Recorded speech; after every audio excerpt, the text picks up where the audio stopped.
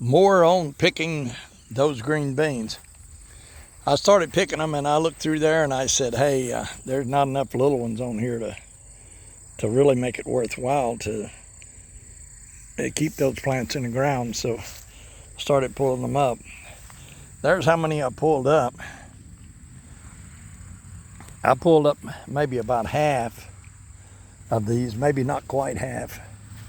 There's the rest of them there you can see, and over there is where I pulled some up. Down here is a pile of the green vines. Over here is some of the green beans I picked. And I want to tell you something. You can see how big that green bean is there by my hand. That's a good 6 or 7 inches long. Big, beautiful green beans.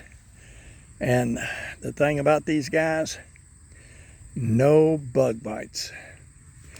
I've grown green beans in the past, and if them bean beetles get on them beans, I mean, I'm sorry, but you're going to have beans that are all ate up with all sorts of bite marks on them and so forth. Them bean beetles really, really will tear your beans up. But anyway, that's a little bit on these beans. I should definitely have another picking on these green beans here and probably get a pot full about like that. And then once again, we got these down here that are coming on.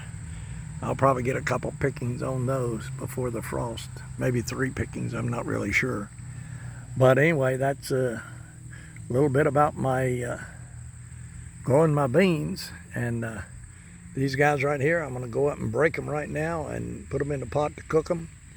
And there is absolutely nothing better than fresh green beans. They beat anything you can buy out of the store, hands down, especially canned green beans.